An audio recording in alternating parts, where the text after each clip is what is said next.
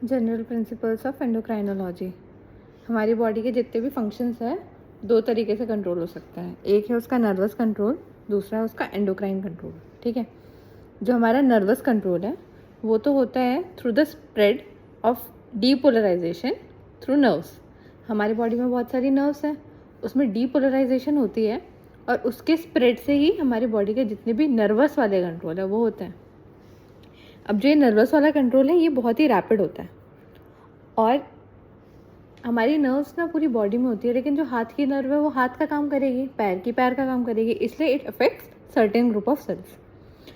और जो nervous control है वो बहुत ही शॉर्ट ड्यूरेशन के लिए एक्टिव रहता है। ठीक है, जहाँ पे हम एंडोक्राइन देखें तो एंडोक्राइन क्या है? एंडोक्राइन एक्चुअल में डक्टलेस ग्लैंड्स हैं जो कि हार्मोन प्रोड्यूस करती है डायरेक्टली इनटू द ब्लड। तो ये हार्मोन क्या है? ये है केमिकल मैसेंजर्स और ये डायरेक्टली हमारी ब्लड स्ट्रीम के अंदर ही रिलीज होता है बाय द एंडोक्राइन ग्लैंड्स। इनका जो एक्शन है वो बहुत ही स्लो होता है, जबकि नर्वस का रैपिड एक्शन था।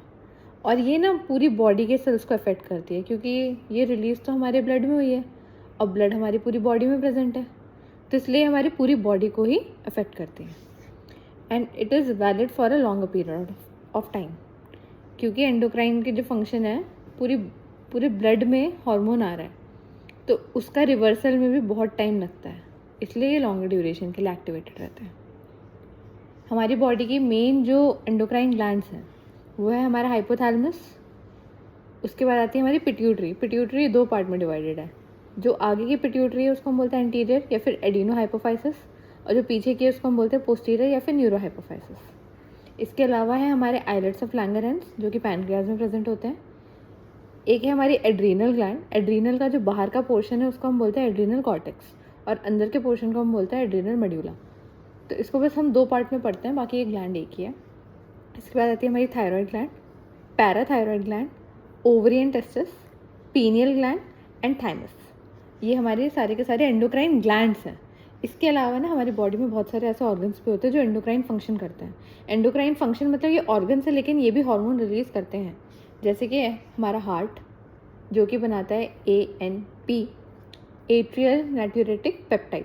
उसके अलावा है GIT जो कि बनाता है CCK-PZ, secretin vasoactive intestinal peptide, जो हमने GIT वाले यूनिट में पढ़े थे। इसके अलावा आती है हमारी किडनी।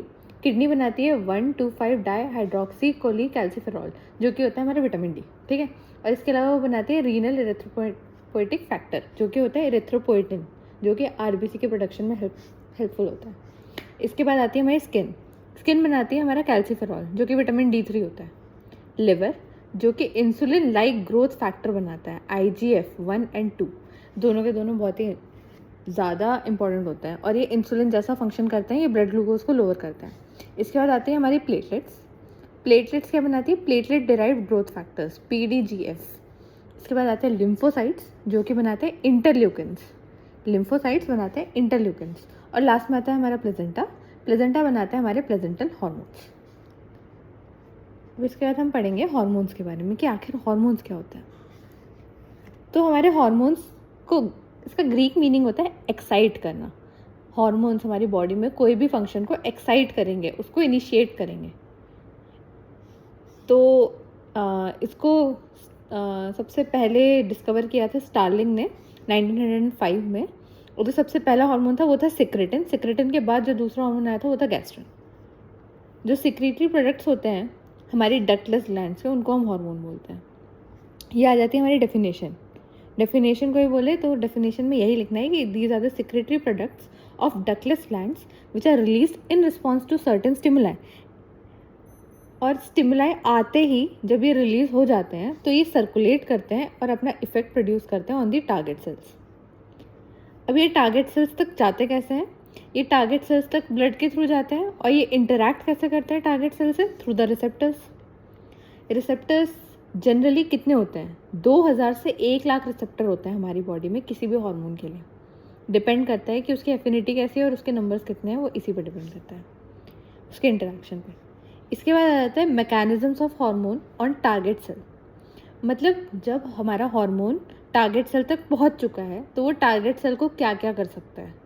सबसे पहले तो वो कंट्रोल कर सकता है उसका rate of any enzymatic reaction. उसके अलावा वो क्या कर सकता है, वो कंट्रोल कर सकता है ions molecules across the cell membrane, कि कौन सा मॉलिक्यूल है जो सेल के अंदर आ रहा है या कौन सा सेल से बाहर जा रहा है। हार्मोन रेगुलेट करे तो वो किसी की एंट्री या फिर एग्जिट को भी रोक सकता है। और इसके अलावा वो क्या कर सकता है, वो जीन एक्सप्रेशन को भी कर सकता है रेगुलेट, कि कौन सा जीन एक्सप्रेस हो और कौन सा ना हो, और उसके हिसाब से ही प्रोटीन सिंथेसिस, मतलब जो जीन प्रोड्यूस होगा उसके जैसा ही प्रोटीन बनेगा, क्योंकि उसी का ट्रांसक्रिप्शन होगा, उसी का ट्रांसलेशन होगा। तो हमारे जो हॉर्मोन्स हैं वो कोई भी सेलुलर रिएक्शन को इनिशिएट नहीं करते हैं, लेकिन उसको बढ़ा सकते हैं या घटा सकते हैं। दे कैन स्टिमुलेट और inhibit the rate and magnitude of the biochemical reaction. Magnitude भी, अगर ज़्यादा हार्मोन होगा, ज़्यादा लेवल पे इफेक्ट आएगा तो मैग्नीट्यूड बढ़ेगा, तो इसलिए वो मैग्नीट्यूड को भी कर सकता है, वो रेट को भी कर सकता है, और वो बढ़ा भी सकते हैं, वो घटा भी सकते हैं, ज़रूरी नहीं है सिर्फ बढ़ाए। As they control any change in the enzyme, तो इसी से टारगेट ऑर्गन पे भी चेंज आता है। अब हॉर्मोन्स जो हैं वो हमारी बॉडी में सिक्रीट होते हैं बहुत ही एक्सट्रीमली लो कंसनट्रेशन में, जो कि है 10⁻⁹ मोलर से लेकर के 10⁻⁻12 मोलर, मतलब नैनो मोलर से पिको मोलर तक। अब MCQ क्वेश्चन आया है, ये याद रहे तो ठीक है, नहीं याद रहे तो कोई बात नहीं, कि हमारी बॉडी के जो मेटाबॉलिक एंड प्रोडक्ट्स होते हैं बहुत ही लार्ज अमाउंट में प्रोड्यूस होते हैं, और उनको हम पैरा हार्मोन्स बोलते हैं। पैरा हार्मोन्स लार्ज अमाउंट में होते हैं, जबकि हार्मोन्स बहुत ही लो कंसनट्रेशन में होते हैं, लो अमाउंट में। इसके बाद जैसे हमारी बॉडी है, हमारी बॉडी में बहुत सारी मसल्स हैं, तो हमारी मसल्स अगर काम करें तो वो थक जाती हैं, और थकने के बाद कॉन्ट्रैक्शन के बाद उनको एक फेज चाहिए ऑफ रिलैक्सेशन, जिसको हम बोलते हैं लेटेंट पीरियड। तो हमारे जो हार्मोन्स होते हैं उनका जो होता है लेटेंट पीरियड वो बहुत ही ज़्यादा होता है, लार्जर लेटेंट पीरियड, ठीक है।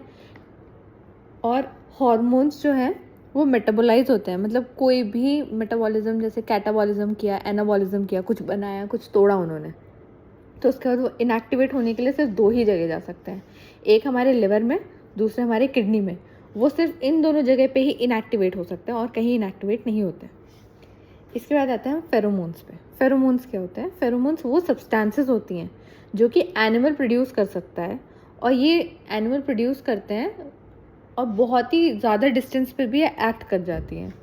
और ये एक्ट ऐसे करती है कि वो ना अपने सेम जेंडर को, मतलब अपोजिट जेंडर को, लेकिन सेम स्पीशीज़ को अट्रैक्ट कर सकती है, उनमें हार्मोनल, बिहेवियरल या फिर बाकी की चेंजेस ला सकती है। मेनली ये मीटिंग में यूज़ होता है, मेल या फीमेल एक दूसरे को अट्रैक्ट कर सकते हैं। अब ये जो फेरोमोन्स होते हैं इसके रिसेप्टर्स हमारे या तो एमिगडाला में होते हैं या फिर हमारे हिप्पोकैम्पस में, हाइपोथैलेमस में होते हैं। एमिगडाला या फिर हाइपोथैलेमस में इसके रिसेप्टर्स होते हैं। इसके बाद हम आ जाते हैं हार्मोन इंटरैक्शंस पे। तो मतलब अभी तक हम देख रहे थे कि अगर हार्मोन आया तो हार्मोन टारगेट सेल को क्या क्या कर सकता है, उसके जीन एक्सप्रेशन को रेगुलेट कर सकता है, आयंस और मॉलिक्यूल्स के एंट्री और एग्जिट को देख सकता है। लेकिन अब हम देखेंगे कि हार्मोन अगर आया है तो वो टारगेट सेल से किस तरीके से बात कर सकता है। पहले हमने चेंजेस पढ़े थे, अब हम देखेंगे कि कैसे कैसे तरीके से बात करता है। तो इसमें मेनली 3 तरीके होते हैं।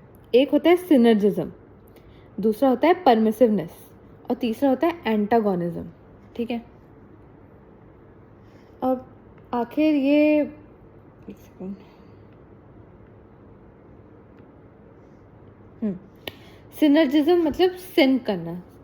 लोग सिंक करते हैं एक दूसरे से, तो वैसे ही सिंक करना मतलब 2 या 2 से ज़्यादा हॉर्मोन्स साथ में आ गए, साथ में एक टारगेट ऑर्गन पे काम किया, ठीक है, और एक रिजल्ट प्रोड्यूस किया। और जो उन्होंने रिजल्ट प्रोड्यूस किया वो इंडिविजुअली जब हम उनको ऐड करते ना तो उसके इफेक्ट से भी ज़्यादा था। जैसे कि मान लो मैंने एक काम किया और मैंने वो काम किया 5 मिनट में, और एक और XYZ इंसान है जिसने वो काम किया 10 मिनट में, तो हमारा एडिटिव काम तो 15 होना चाहिए। लेकिन एक्चुअल में क्या होता है, जब मैं और वो दूसरा इंसान साथ में काम करते हैं तो हम 20 का काम करते हैं, ना कि 15। मतलब 15 होता, अगर 5 + 10 15 होता, तो हम 15 से भी ज़्यादा 20 का काम कर रहे हैं।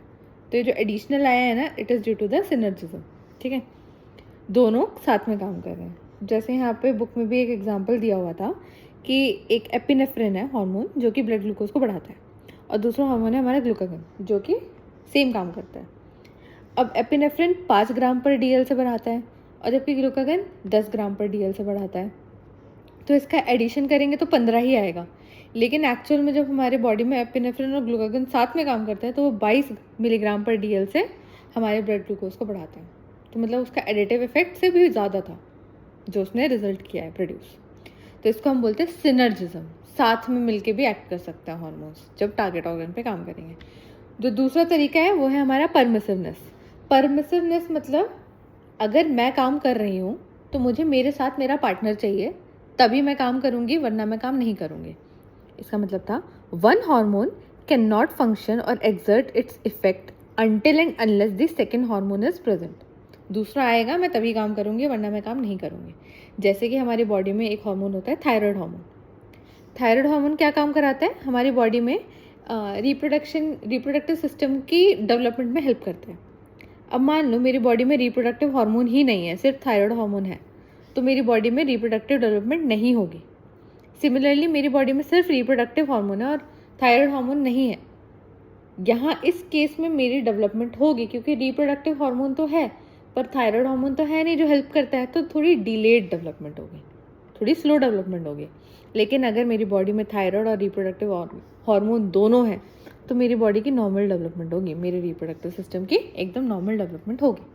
इसको बोलते हैं हम परमिसिवनेस, मतलब एक ने परमिशन दी तो दूसरे ने भी काम किया, इसको ऐसे भी बोल सकते हैं।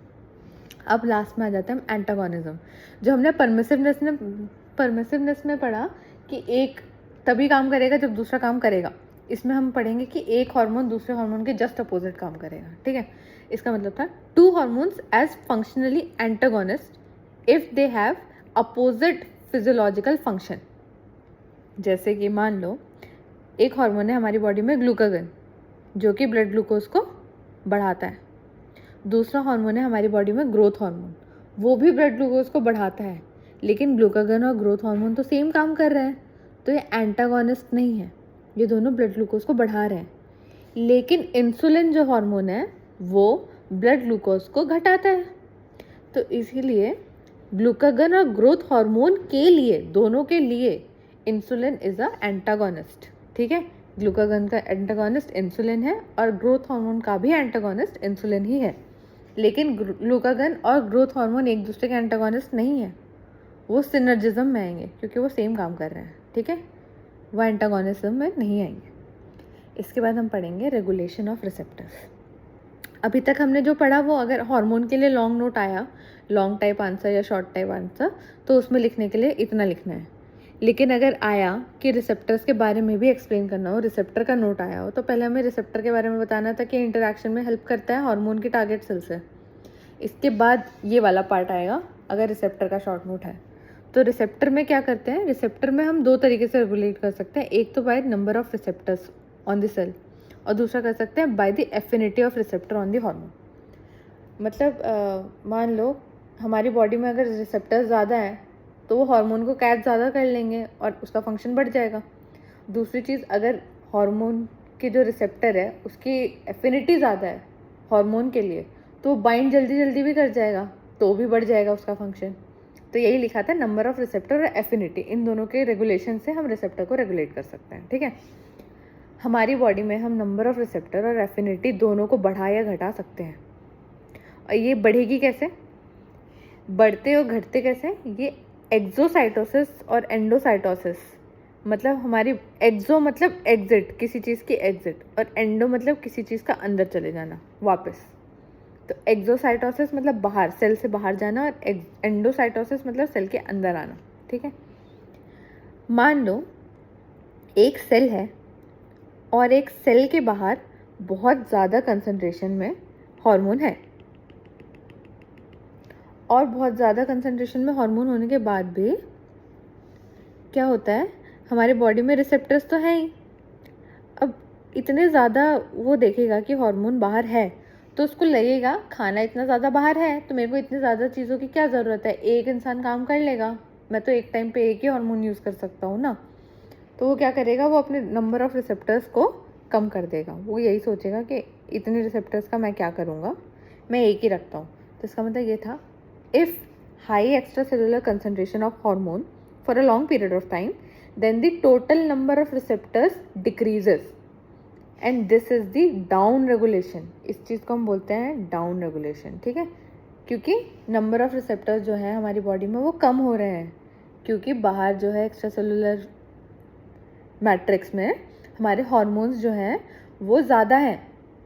अब हार्मोन्स इतने ज़्यादा हैं तो तुम सोचोगे रिसेप्टर्स बढ़ने चाहिए, पर हमारी बॉडी तो एक टाइम पे एक ही यूज़ कर रही है, तो वो यही सोचेगी आलस आलस, मतलब सब में आलस आता है ना, तो वो रिसेप्टर्स कम कर लेती है कि कोई बात नहीं, ज़्यादा है ना, मैं फ्री रहती हूँ, मैं क्यों इतनी टेंशन लूँ, मुझे तो आराम से मिल रहा है खाना, तो वो इसीलिए नंबर ऑफ़ रिसेप्टर्स कम कर लेती है। तो अगर रिसेप्टर्स कम हो गए तो उसकी सेंसिटिविटी भी कम हो जाएगी, है ना। Receptors are equal to sensitivity, जहाँ पे भी रिसेप्टर्स होता है वो तो रिसीव करेगा ना चीज़ों को, तो इसकी सेंसिटिविटी कम हो जाएगी। और इस चीज़ को हम बोलते हैं local negative feedback mechanism. Local negative feedback mechanism. Negative क्यों? नंबर ऑफ रिसेप्टर्स कम हो रहे हैं, लोकली कम हो रहे हैं, सेल खुद से कम कर रहा है, इसलिए लोकल। और इसको क्योंकि बाहर इतने सारे हार्मोन्स है तो इसको फीडबैक मिल रहा है, तो इसके नाम में ही इसका मीनिंग लिखा है कि लोकल नेगेटिव फीडबैक मैकेनिज्म, ठीक है। मान लो अगर सेम केस उल्टा हो जाए कि अगर बाहर एक्स्ट्रा सेलुलरली हमारी जो कंसंट्रेशन है वो कम हो जाए हार्मोन की। अब मान लो तुम्हें आसपास खाना कम मिलेगा तो तुम थोड़ा ज़्यादा छटपटाओगे ना, तो सिंपल सी यही बात है, हार्मोन कम है ना तो रिसेप्टर्स बढ़ जाएंगे। अगर ये मेरा सेल है और सेल के बाहर मेरे बहुत सारे हार्मोन्स नहीं हैं, सॉरी इस बार मैं कम बनाऊंगी, एक यहाँ है, एक यहाँ है, एक यहाँ है, ठीक है, और मेरे पास सिर्फ एक ही रिसेप्टर है, तो एक रिसेप्टर पता नहीं ये इसको कैच कर भी पाए या ना कर पाए, तो इसलिए वो हर जगह बना देगा कि कहीं ना कहीं से तो मैं खाना ले ही लूँगा, है ना। हर जगह इसने रिसेप्टर्स खड़े कर दिए, ठीक है। तो इंक्रीज रिसेप्टर्स होंगे तो सुपर सेंसिटिविटी होगी, ऊपर वाले में लो सेंसिटिविटी हो रही थी, इसमें सुपर सेंसिटिविटी हो जाएगी। तो इस चीज़ को हम बोलते हैं अप रेगुलेशन। अप रेगुलेशन मतलब हमने बढ़ा दिया ना, नंबर ऑफ रिसेप्टर्स हमने बढ़ा दिए, तो उसको हम बोलेंगे अप रेगुलेशन। तो अब हम पढ़ेंगे इसके क्लिनिकल केसेस। हमने बस इतना पढ़ लिया कि कैसे नंबर ऑफ रिसेप्टर्स बढ़ सकते हैं अप रेगुलेशन में और घट सकते हैं डाउन रेगुलेशन में। हमें इसमें इतना एक्सप्लेन नहीं करना है, हमें बस ये बताना है जब रिसेप्टर्स लिखेंगे तो अप रेगुलेशन क्या होती है, सेंसिटिविटी का क्या होता है, डाउन रेगुलेशन क्या होती है, सेंसिटिविटी का क्या होता है, और उसको हम क्या बोलते हैं लोकल नेगेटिव वाला। बस उतना बताना है। और इतना बताना है कि एंडोसाइटोसिस और एक्सोसाइटोसिस से रिसेप्टर्स सेल से या तो बाहर जाते हैं, मतलब बन जाते हैं, या फिर सेल उसको ख़त्म कर देता है, अंदर लेके उसका ब्रेक डाउन कर देता है, एंडोसाइटोसिस कर लेता है रिसेप्टर्स का, तो वो बढ़ते हैं या घटते हैं, ठीक है। इसके बाद आता है हमारे पास दो क्लिनिकल केसेस आते हैं। सबसे पहला केस आता है हमारे पास माइस्थीनिया ग्रेविस का। माइस्थीनिया ग्रेविस में एफिनिटी और नंबर ऑफ रिसेप्टर्स दोनों ही एबनॉर्मल हो जाते हैं, एमसीक्यू में काम आ सकता है। और दूसरा है हमारे पास कि कभी कभी ना हमारा जो हार्मोन का जो रिसेप्टर है उसमें म्यूटेशन आ जाती है, और उससे क्या होता है, वो रेजिस्टेंस आ जाती है अगेंस्ट द पर्टिकुलर हार्मोन। जैसे कि टाइप 2 डायबिटीज़ मेलाइटस में रेजिस्टेंस आ जाती है इंसुलिन के लिए, ठीक है। तो इंसुलिन के लिए रेजिस्टेंस आ गई तो वो हार्मोन तो एक्सेप्ट करेगा नहीं अब रिसेप्टर, तो टारगेट ऑर्गन क्या बोलेगा कि हार्मोन ही ख़त्म हो गया, जबकि हार्मोन ख़त्म नहीं हुआ है, उसी को रेजिस्टेंस आ गई है उस हार्मोन के लिए, ठीक है। अब आ जाते हैं हम क्लासिफिकेशन ऑफ हार्मोन पे। तो जब हम क्लासीफाई कर सकते हैं हार्मोन को तो हम 3 बेसिस पे करते हैं। सबसे पहला तो या तो वो स्टेरॉयड हार्मोन हो सकते हैं, या वो प्रोटीन और पॉलीपेप्टाइड हो सकते हैं, या फिर वो अमाइनो एसिड डेरिवेटिव्स हो सकते हैं, ठीक है। 3 तरीके से हो सकते हैं। तो अगर वो स्टेरॉयड हार्मोन है, स्टेरॉयड हार्मोन्स क्या होता है, हाइड्रोफोबिक होता है, पानी में नहीं घुलते हैं, लेकिन वो फैट सॉल्युबल होता है, लिपिड सॉल्युबल, ठीक है। और इनका सिंथेसिस होता है एसीटेट और कोलेस्ट्रॉल से, एसीटेट और कोलेस्ट्रॉल से। कहाँ पे? साइटोप्लाज्म या माइटोकॉन्ड्रिया के अंदर, ठीक है। इनको हम ज़्यादा देर के लिए स्टोर नहीं कर सकते हमारी बॉडी में। क्यों नहीं कर सकते? क्योंकि फैट सॉल्युबल है, वाटर सॉल्युबल तो है नहीं, तो ये ज़्यादा देर तक स्टोर नहीं होते। और इसलिए इसी चक्कर में, क्योंकि ये स्टोर नहीं हो रहे हैं, हमें इसको कंटिन्यूसली प्रोड्यूस करना पड़ता है, जिससे वो कंटिन्यूसली काम भी करे हमारी बॉडी में। और ये सर्कुलेट कैसे होते हैं? ये सर्कुलेट होता है हमारे प्लाज्मा के थ्रू। और प्लाज्मा के थ्रू कैसे? बाउंडेड स्टेट में ये बाउंड होते हैं टू दी प्लाज्मा प्रोटीन्स, और ये ट्रांसपोर्ट होता है हमारी बॉडी में, क्योंकि ये स्टोर नहीं हो सकते और ये कंटिन्यूसली प्रोड्यूस भी हो रहे होते हैं।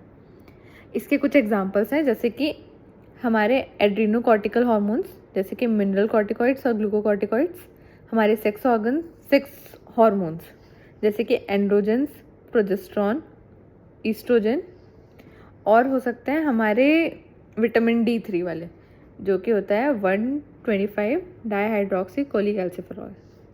ये हमारे कुछ हार्मोन हैं जो कि स्टेरॉइड होते हैं, फैट सॉल्युबल होते हैं, हमारी बॉडी में स्टोर नहीं हो सकते हैं, बाउंडेड स्टेट में ट्रैवल करते हैं in the plasma through the plasma proteins, और इसके एग्जांपल्स कई थे। इसके बाद आ जाते हैं हम प्रोटीन और पॉलीपेप्टाइड हार्मोन्स में। ये वाले जो हैं ये वाटर सॉल्युबल होते हैं, और ये सर्कुलेट कैसे करते हैं, ये बाउंडेड स्टेट में नहीं करते हैं, ये अनबाउंड स्टेट में करते हैं। अनबाउंड है लेकिन डिज़ोल्व हो जाते हैं। ये प्लाज्मा में पानी है, वाटर सॉल्युबल है, तो इसलिए डिज़ोल्व हो जाते हैं। बाउंड नहीं करते हैं, डिज़ोल्व होता है। और ये हमारी बॉडी में स्टोर भी हो जाते हैं। स्टोर कैसे होते हैं, in the form of secretary vesicles. In the form of secretary vesicles ये हमारी बॉडी में स्टोर भी हो जाते हैं। ये सिंथेसाइज कहाँ पे होते हैं, ये सिंथेसाइज होते हैं ribosome of endoplasmic reticulum. Endoplasmic reticulum protein है, रफ एंडोप्लाज्मिक रेटिकुलम याद आ रही है, जो प्रोटीन सिंथेसिस में आप काम करती है, सेम वही वाली बात है। राइबोसोम्स होते हैं ना उसमें, तो ये वही है, ये वहाँ पे ही सिंथेसाइज होते हैं। जबकि वो वाले जो होते थे हमारे स्टेरॉइड्स, वो माइटोकॉन्ड्रिया और साइटोप्लाज्म में होते थे, ये होते हैं RER में। इसके बाद आ जाता है हॉर्मोन्स स्टोर किस फॉर्म में होते हैं। अभी तो हमने देखा था सेक्रेटरी वेसिकल्स में होते हैं, पर कैसे, as zymogen granules, as granules, zymogen granules in the Golgi bodies for hours. पहले वहाँ होते हैं और गोल्गी बॉडी वेसिकल्स बनाती है, ठीक है। And these are release by exocytosis. हमारी बॉडी एक्सोसाइटोसिस करती है सेल्स, और वो रिलीज हो जाते हैं हमारे ब्लड में, फिर प्लाज्मा में वो डिजॉल्व फॉर्म में ट्रैवल करते हैं, RER उनको बनाती है।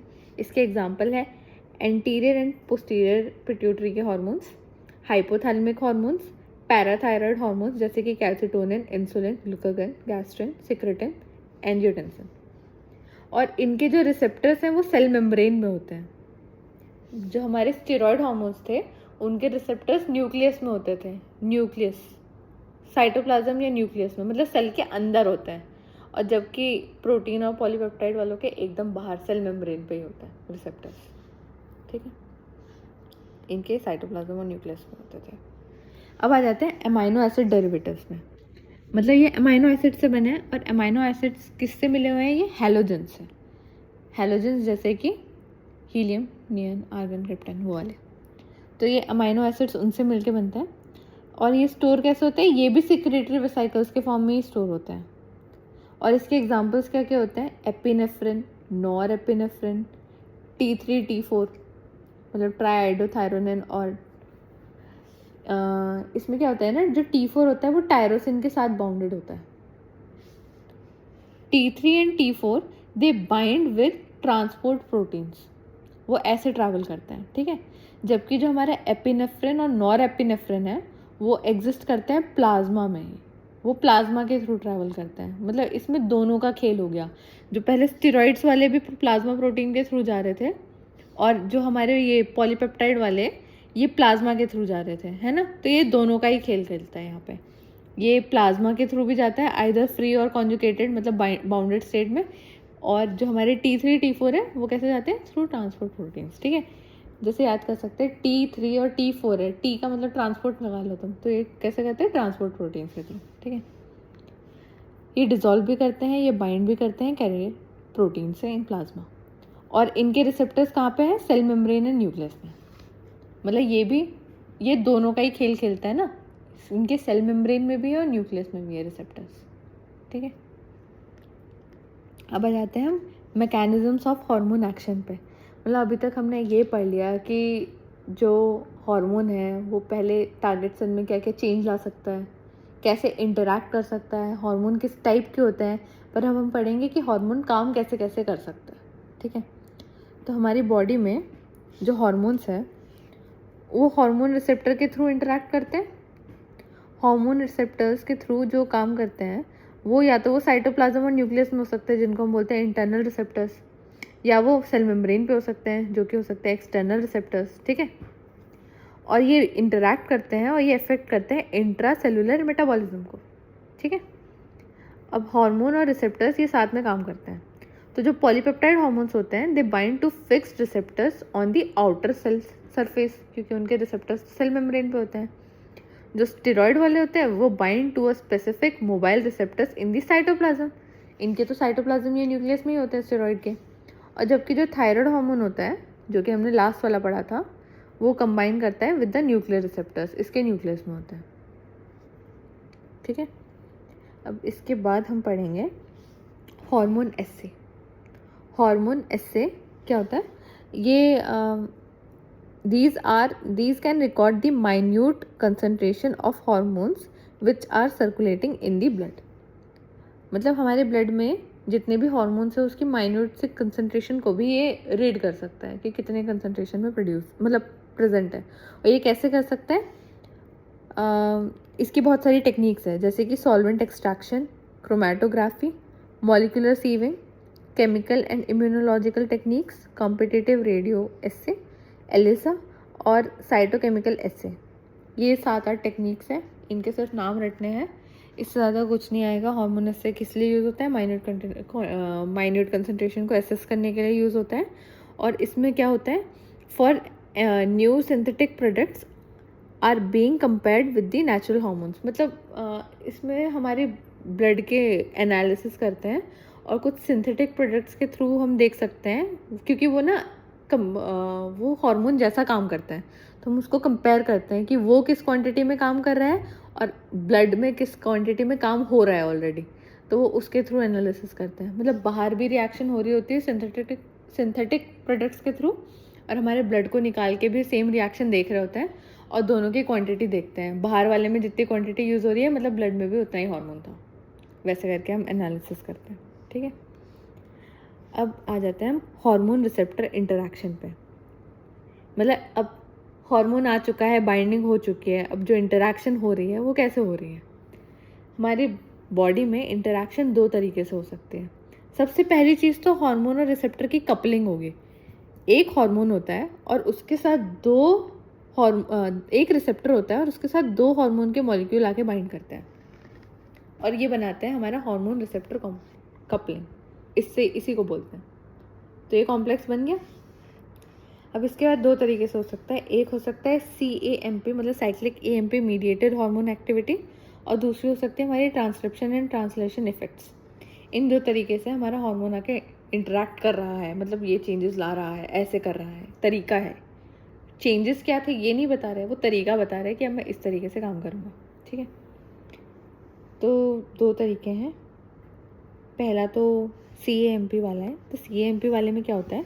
इसमें आता है हमारे दूसरी कैटेगरी हार्मोन्स की, जो हमने पढ़ी थी प्रोटीन और पॉलीपेप्टाइड वाली, तो और तीसरी वाली अमाइनो एसिड डेरिवेटिव्स वाली। ठीक है, तो ये वाले जो हार्मोन होते हैं ना, ये लार्ज साइज होते हैं and they can not enter into the cell. तो इनके रिसेप्टर्स कहाँ पे है? सेल मेम्ब्रेन पे बाहर ही है। तो जो फर्स्ट मैसेंजर होता है, they exert their effect with specific fixed receptors which are present on the cell membrane. Cell membrane पे जो रिसेप्टर्स होते हैं ना, उससे आके सबसे पहले फर्स्ट मैसेंजर बात करता है। ठीक है, और अपना इफेक्ट देता है to the specific fixed receptor. जो एक रिसेप्टर है उसके पास आएगा हार्मोन और उससे बाइंड कर जाएगा और बताएगा कि अब इस हार्मोन का कुछ तो इफेक्ट होगा, कुछ तो इफेक्ट देगा वो सेल के बाहर से ही तो देगा इफेक्ट, तभी तो अंदर चेंजेस हो पाएंगे। तो ये इफेक्ट फर्स्ट मैसेंजर देता है, तो इस हार्मोन को हम बोलते हैं फर्स्ट मैसेंजर। ठीक है, तो ये एक्टिवेट करता है एंजाइम्स। कौन सा एंजाइम? एडिनाइल साइक्लेज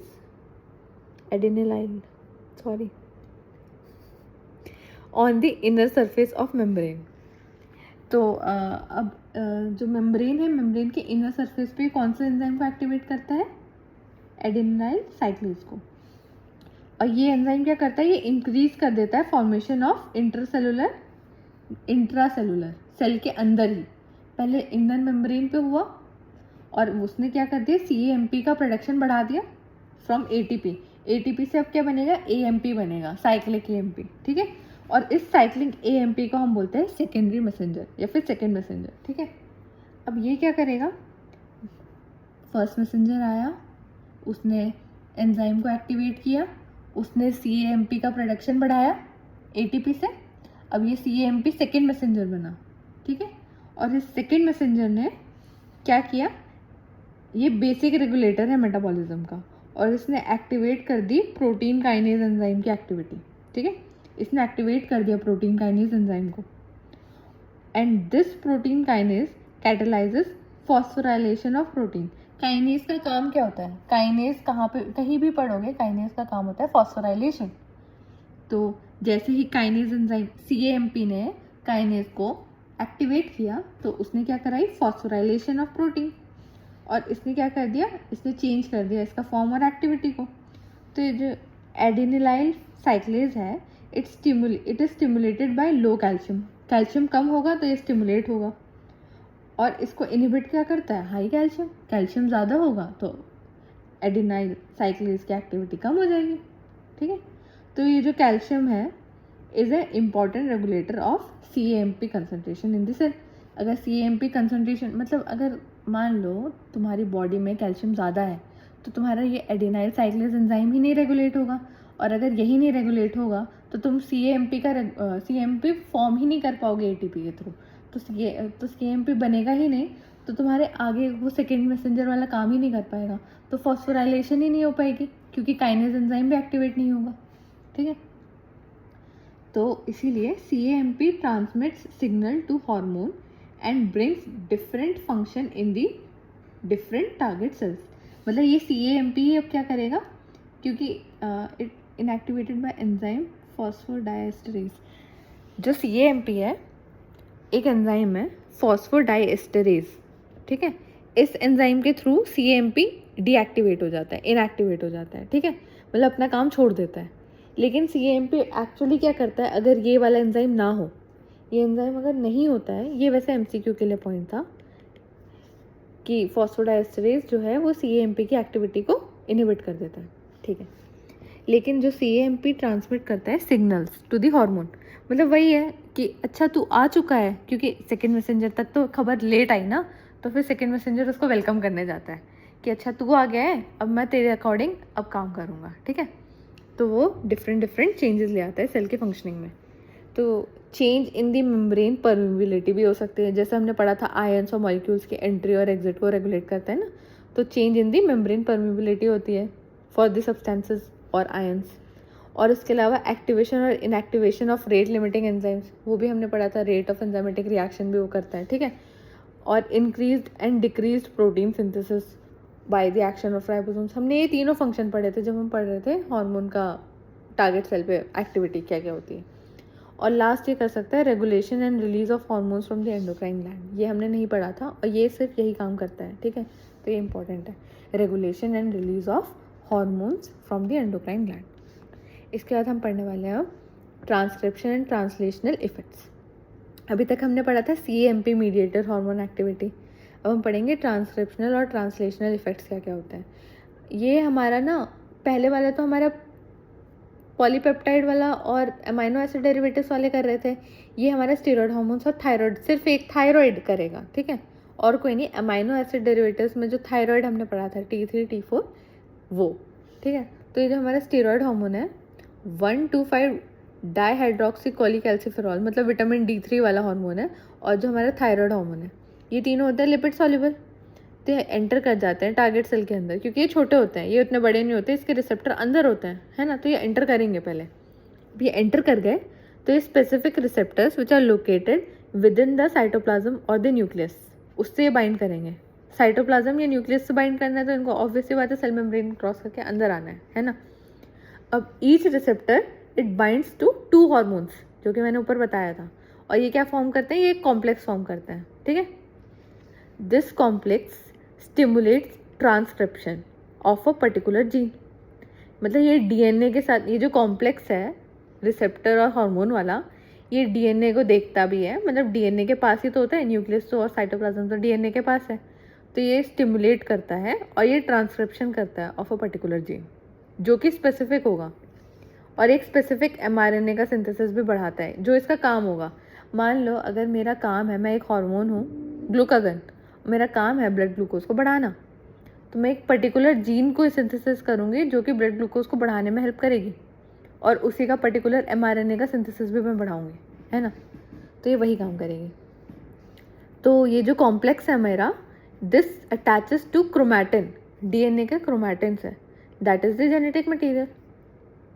अब क्या होगा, ये जो पर्टिकुलर जीन बना है, this specific mRNA enters cytoplasm, nucleus से निकल के साइटोप्लाज्म में mRNA आ गया, और ये अब कहाँ जाएगा, ये राइबोसोम्स में जाएगा, क्योंकि mRNA से क्या बनेगा, प्रोटीन का सिंथेसिस होगा।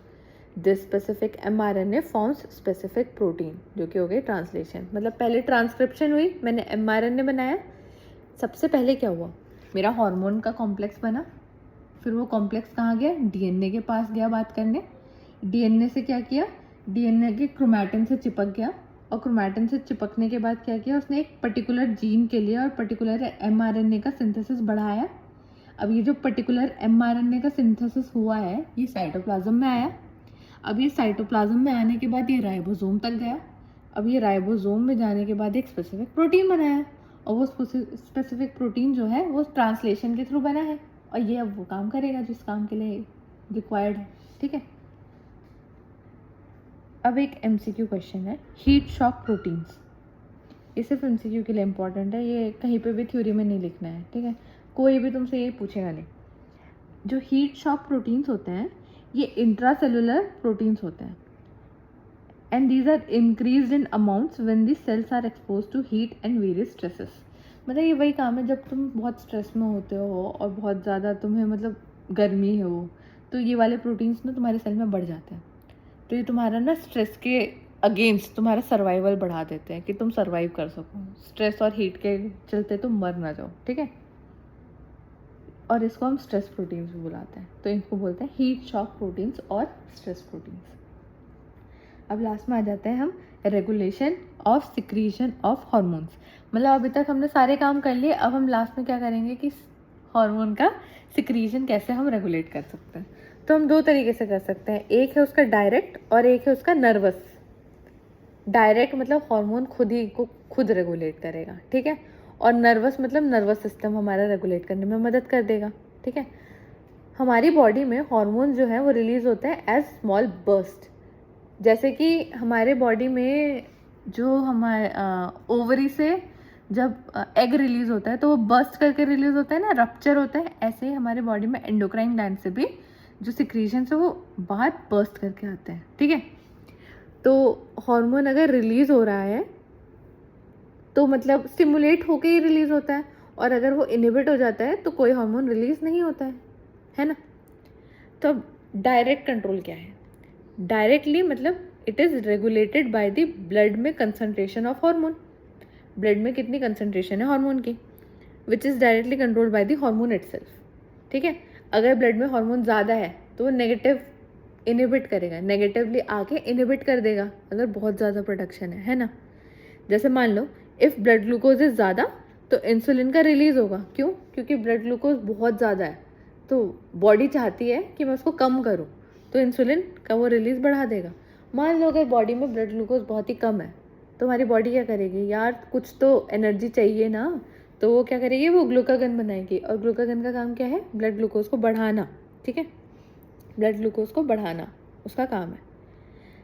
ये तो था हमारा डायरेक्ट कंट्रोल। अब आ जाते हैं हम नर्वस कंट्रोल पे। तो नर्वस कंट्रोल कौन करता है, हमारा CNS। और CNS किसकी मदद से करता है, देखो पहले तो हार्मोन खुद कर रहा था थ्रू द ब्लड, इसमें करेगा थ्रू न्यूरोट्रांसमीटर्स।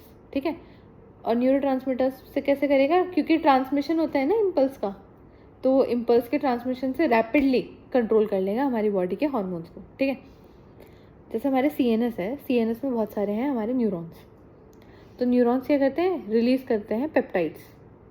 ठीक है, they release peptides and these neurons are mostly found in the hypothalamus. CNS से हाइपोथैलेमस ही सबसे ज़्यादा हमारे हार्मोन रेगुलेशन में काम करता है। और अभी हम मेनली देखेंगे कि बहुत से हार्मोन है हमारी बॉडी में जो कि पिट्यूटरी ग्लैंड ही बनाती है। हाइपोथैलेमस हमारे पिट्यूटरी को कंट्रोल करता है, डायरेक्टली भी करता है और इनडायरेक्टली भी करता है। ठीक है,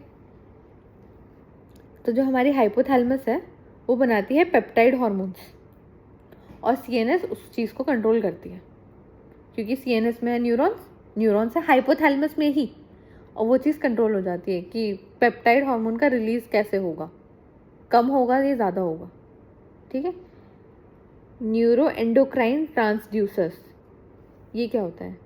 मतलब न्यूरॉन में अगर इम्पल्सेस आए तभी जाके तो हार्मोन रिलीज होगा, है ना, वरना क्यों होगा? अच्छा, अभी सब खिचड़ी हो गई है, क्लियर करती हूँ। हाइपोथैलेमस हो और हाइपोथैलेमस में बहुत सारे न्यूरॉन्स, मेरे न्यूरॉन्स को जब इम्पल्स आएगा तब मेरे न्यूरॉन्स सोचेंगे कि चलो मैं as a gland hormones release कर देती हूँ। बट अगर मेरे पास इम्पल्स ही नहीं आए, मेरे न्यूरॉन्स को इम्पल्स ही नहीं मिले, तो मैं क्यों ही रिलीज करूँगी? नहीं करूँगी, क्योंकि मैं स्टिमुलेट नहीं हुई हूँ। ठीक है, तो इसको हम बोलते हैं न्यूरो एंडोक्राइन ट्रांसड्यूसर। न्यूरो मतलब सिग्नल्स आए, एंडोक्राइन मतलब मैंने हार्मोन बनाए, तो न्यूरो एंडोक्राइन, और ट्रांसड्यूसर मतलब जो चेंज कर देता है एक एनर्जी को दूसरी एनर्जी में। न्यूरो मतलब सिग्नल्स आए, एंडोक्राइन मतलब हार्मोन्स बनाए, न्यूरो एंडोक्राइन ट्रांसड्यूसर्स। तो endocrine glands converts the neural signals to hormonal signals. ठीक है, अब आ जाते हैं हम, एक सेकेंड, नर्वस पे। तो वही जो हम नर्वस रेगुलेशन पढ़ रहे थे वो 2-3 तरीके से होती है। ठीक है, सबसे पहली होती है हमारी डायरेक्ट, दूसरी मतलब डायरेक्ट हमने ऊपर भी पढ़ी थी बट वो डायरेक्ट हार्मोन वाली थी। अब हम डायरेक्ट सीएनएस वाली पढ़ेंगे कि मतलब डायरेक्टली कैसे होता है। तो डायरेक्टली वो कैसे होती है? एएनएस के थ्रू। अभी तक हम सीएनएस पढ़ रहे थे, सीएनएस में एक तो होता है एएनएस और एक पीएनएस। इसमें जो एएनएस है मतलब ऑटोनॉमिक नर्वस सिस्टम, वो क्या करता है? वो कंट्रोल करता है, और किस किस को करता है? एक तो हमारे आइलेट्स ऑफ लैंगरहैंस को करता है, पैनक्रियाज में जो होता है, और दूसरा हमारे एड्रिनल मेड्यूला को करता है। ठीक है, अब जो हमारे ये एमसीक्यू क्वेश्चन है, जो पैनक्रिएटिक आइलेट्स ऑफ लैंगरहैंस को करते हैं वो करते हैं पोस्ट सिंपैथेटिक न्यूरॉन्स, और जो एड्रिनल मेड्यूला को करते हैं वो करते हैं प्री सिंपैथेटिक न्यूरॉन्स। ठीक है, इसके अलावा डायरेक्ट के अलावा इसमें होता है न्यूरोसिक्रीटरी न्यूरॉन्स, जो कि कंट्रोल करते हैं पोस्टीरियर पिट्यूटरी को। न्यूरोसिक्रीटरी न्यूरॉन्स, याद करो, जब हम बनाते हैं पिट्यूटरी तो उसमें एक एंटीरियर होती है और एक पोस्टीरियर होती है, और ऊपर होता है हाइपोथैलेमस। हाइपोथैलेमस में ये तो थ्रू ब्लड सर्कुलेशन कंट्रोल करता है, और ये वाला डायरेक्टली न्यूरॉन के थ्रू आता है, तो इनको हम बोलते हैं न्यूरोसिक्रीटरी न्यूरॉन्स। तो neurosecretory neurons they control the posterior pituitary through the hypophysial hypothalamic tract. इसका नाम ही होता है हाइपोफाइजियल, ठीक है, हाइपोथैलेमिक ट्रैक्ट। इसको ट्रैक्ट क्यों बोलते हैं? न्यूरॉन्स का बना हुआ है ना, तो इसलिए इसको हम ट्रैक्ट बोलते हैं। तो यहाँ पे अभी तक हमने जितना भी पढ़ा था, सबसे पहली चीज़ जो हमने पढ़ी थी कि एक होता है नर्वस और एक होता है एंडोक्राइन कंट्रोल, और हमने नर्वस में पढ़ा था through the depolarisation of the nerves. तो यहाँ पे देखो, depolarisation of the neurosecretory cells, और ये रिलीज क्या कराते हैं? हमारी पोस्टीरियर पिट्यूटरी सिर्फ और सिर्फ 2 हार्मोन्स के लिए होती है, एक होता है ऑक्सीटोसिन और एक होता है एडीएच। और ऑक्सीटोसिन और एडीएच ये दोनों के दोनों ही पोस्टीरियर पिट्यूटरी रिलीज करती है, पर बनाती नहीं है, बनाता हाइपोथैलेमस ही है। हाइपोथैलेमस के जो न्यूरॉन्स नीचे तक आ रहे हैं वो सिग्नल्स भेजते हैं, सिग्नल्स के साथ साथ वो ये हार्मोन्स भी भेजते हैं, और ये हार्मोन्स ट्रैवल करके पोस्टीरियर पिट्यूटरी तक आते हैं, और पोस्टीरियर पिट्यूटरी फिर इन्हें ब्लड में निकाल देता है। ठीक है, तो इसलिए कहा जाता है कि पोस्टीरियर पिट्यूटरी ने रिलीज तो करा है लेकिन बनाया नहीं है। ठीक है, और ये किसके थ्रू आए हैं? हाइपोफाइजल हाइपोथैलेमिक ट्रैक्ट के थ्रू आए हैं।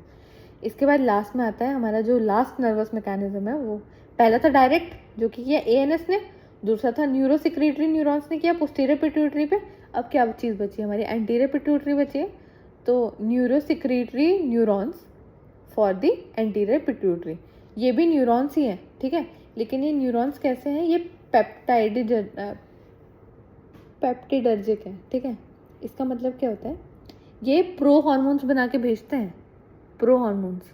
जैसे कि मान लो हमारे एंटीरियर पिट्यूटरी में कोई भी हार्मोन बनता है तो ये उसका एक प्री वर्जन बना के भेजते हैं, उससे पहले का बच्चा वर्जन, और एंटीरियर पिट्यूटरी उसको मैच्योर करती है और फिर रिलीज करती है। इसलिए बोला जाता है कि वहाँ के हार्मोन्स सिक्रीट होते हैं और डेवलप भी वहीं होते हैं, मतलब सिंथेसाइज भी वहीं होते हैं। ठीक है, तो so they release specific releasing factor.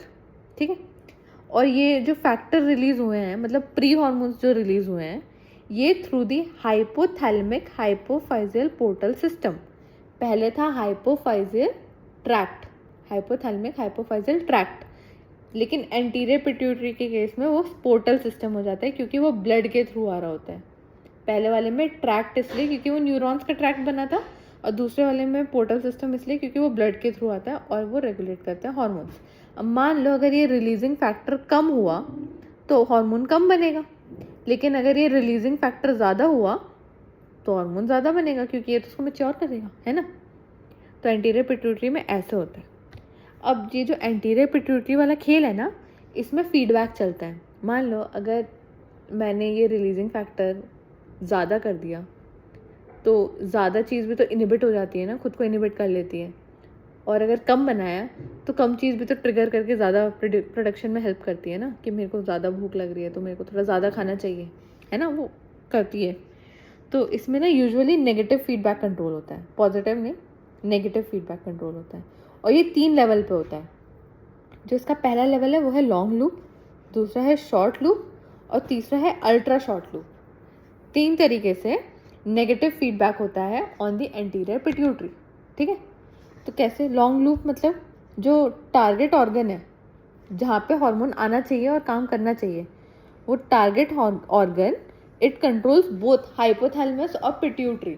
Hypothalamus हुआ तो वो प्रो हार्मोन बनाएगा, प्रो हार्मोन आके एंटीरियर पिट्यूटरी पे आएगा और वो ज़्यादा हार्मोन बनाएगा। मतलब उसने ट्रिगर किसको किया? जैसे ये मेरा टारगेट ऑर्गन है, ये मेरा हाइपोथैलेमस है और ये मेरा है पिट्यूटरी, पिट्यूटरी का ये मेरा एंटीरियर पार्ट है। तो ये ऑर्गन आएगा, ये इसको भी ट्रिगर करेगा कि मुझे और चाहिए, और ये भी इसको ट्रिगर करेगा कि मुझे और ऑर्गन हार्मोन चाहिए, ठीक है। ये ऑर्गन दोनों को स्टिमुलेट करेगा। तो ये बहुत लंबा रास्ता नहीं पकड़ रहा है, ऊपर तक जा रहा है, तो इसलिए इसको हम बोलते हैं लॉन्ग लूप, ठीक है। दूसरा होता है हमारा शॉर्ट लूप, ये हम फीडबैक कंट्रोल पढ़ रहे हैं, तो फीडबैक में तो इनिबिट या स्टिमुलेट ही करेगा। इसके बाद आता है शॉर्ट लूप। शॉर्ट लूप में क्या होता है? जो एंटीरियर पिट्यूटरी होती है इट कंट्रोल्स ओवर हाइपोथैलेमस, मतलब ये एंटीरियर वाली चीज़ ही ऊपर जा रही है, तो छोटा सा रास्ता बना, तो इसको हम बोलते हैं short loop. Anterior pituitary over thalamus, anterior pituitary controls over thalamus, positive negative, ठीक है। तो इसको हम बोलते हैं, मतलब पॉजिटिव कंट्रोल भी कर सकती है, किसी चीज़ का प्रोडक्शन बढ़ा भी सकती है, घटा भी सकती है। मैंने बोला था जनरली नेगेटिव होता है, यूजुअली नेगेटिव, पर पॉजिटिव भी होता है कभी कभी, ठीक है। तो anterior pituitary controls over hypothalamus, positive या नेगेटिव कर सकती है। कैसे करती है? Through hypophysiotrophic hormones. Hypophysiotrophic hormones pituitary बनाती है और वो हाइपोथैलेमस पे भेजती है, और उससे हार्मोन का प्रोडक्शन बढ़ता है। अब लास्ट में आ जाता है हमारा अल्ट्रा शॉर्ट लूप। इसमें क्या होता है? वो जो हार्मोन एंटीरियर पिट्यूटरी ने बनाए थे हाइपोथैलेमस को जगाने के लिए कि भाई मेरे को और हार्मोन्स दे, प्रो हार्मोन्स और बना, इसमें क्या होता है? जो हाइपोफिजियोट्रॉपिक हार्मोन है वो इनिबिट देयर ओन सिंथेसिस, मतलब हाइपोथैलेमस ही खुद को ही इनिबिट कर देगा। जो एंटीरियर पिट्यूटरी के प्रो हार्मोन्स बना रहा था ना, वो के लिए प्रो हार्मोन्स बना रहा था, वो खुद ही का सिंथेसिस रोक देंगे, ठीक है। बस इतना ही था इसमें, लॉन्ग लूप, शॉर्ट लूप और ultra short loop. Long loop में टारगेट ऑर्गन अफेक्ट कर रहा था तो बहुत लंबा रास्ता हो रहा था। शॉर्ट लूप में एंटीरियर पिट्यूटरी हाइपोथैलेमस को कंट्रोल कर रहा था, और जो अल्ट्रा शॉर्ट लूप है उसमें जो एंटीरियर पिट्यूटरी के स्टिमुलस के बाद जो प्रो हार्मोन बन रहे थे, जिसको हम बोलते हैं हाइपोफिजियोट्रॉफिक हार्मोन, वो खुद का ही सिंथेसिस को इनिबिट कर रहे थे, तो वो अल्ट्रा शॉर्ट लूप हो गया। हाइपोथैलेमस के अंदर ही अंदर लूप बन के मर गया, ठीक है। अब लास्ट में आ जाते हैं हम कंट्रोल एंड रेगुलेशन पे। कंट्रोल एंड रेगुलेशन, तो कंट्रोल अलग चीज़ है और रेगुलेशन अलग चीज़ है, पर ये याद रखना control and regulation works hand in hand. अगर कंट्रोल के लिए रेगुलेशन चाहिए और रेगुलेशन के लिए कंट्रोल चाहिए, ठीक है। अगर तुम किसी चीज़ को कंट्रोल करना चाहते हो तो तुम उस पर रेगुलेशन करोगे, और अगर तुम किसी चीज़ के ऊपर रेगुलेशन कर रहे हो तो तुमने उसके ऊपर कंट्रोल करा ही होगा, ठीक है। So they are together and they help in secretion, ठीक है। अब आ जाते हैं कंट्रोल क्या चीज़ है। कंट्रोल जो होता है वो जनरली कॉन्शियस होता है, तुम सोच के कंट्रोल कर रहे होते हो, जबकि जब रेगुलेशन हो रही होती है ना, उस पर तुम्हारा कंट्रोल नहीं होता, वो इनवॉलेंटरली हमारा CNS कर रहा होता है, वो हम अपने हिसाब से नहीं कर सकते। हम अपनी डाइट पे कंट्रोल कर सकते हैं, पर हमारी बॉडी में रेगुलेशन खुद चल रही होती है, तो regulation is an involuntary action, whereas control is a generally conscious action, ठीक है। और जो कंट्रोल है it involves closed feedback loops, ठीक है, जबकि जो रेगुलेशन है उसमें भी same involves closed feedback loops, ठीक है, ये कॉमन पॉइंट है। इसी वजह से हम बोलते हैं कि regulation and control works hand in hand, क्योंकि दोनों के सेम काम होते हैं। और लास्ट में आता है they operate to achieve any variation in variable do not achieve, so मेरे को दिख नहीं रहा, सॉरी। हाँ चलो दूसरे पे आ जाते हैं। They achieve variable to normal range. हाँ मतलब यही वाली बात है कि जो हमारा कंट्रोल है it achieves variation in variable, मतलब मान लो कोई क्वांटिटी है जो कि बहुत ज़्यादा वेरिएबल है, बढ़ती घटती रहती है, तो उसमें भी बहुत सी वेरिएशंस तो आ रही है ना, तो तुम उसमें भी तुम कंट्रोल तो ला सकते हो। तुम किसी चीज़ पे कंट्रोल ला रहे हो, तुम उसको नॉर्मल रेंज में नहीं ला रहे हो पर कंट्रोल तो कर रहे हो, धीरे धीरे तो नॉर्मल ला रहे हो, तो उसको हम बोलते हैं कंट्रोल लाना, ठीक है। To achieve variation even in variable, तुम्हारा ब्लड, चलो मान लो इन केस तुम्हारा बीपी बहुत हाई है, नॉर्मल रेंज से बहुत ऊपर है, तुम उस पर कंट्रोल ला रहे हो, मतलब तुम धीरे धीरे उसको कम तो कर रहे हो ना, भले ही वो वेरिएबल है पर तुम उसमें एक वेरिएशन तो ला रहे हो ना, लेकिन तुम्हारे रेगुलेशन में तुम उसको एकदम रेगुलेट करके नॉर्मल पे ले आ रहे हो, ठीक है। They achieve variable to normal range, ठीक है। तो यहीं पे हमारा पहला टॉपिक जो है जनरल प्रिंसिपल्स ऑफ एंडोक्राइनोलॉजी ये ख़त्म होता है। इसके बाद हम पढ़ेंगे सीधा पिट्यूटरी ग्लैंड। बाय।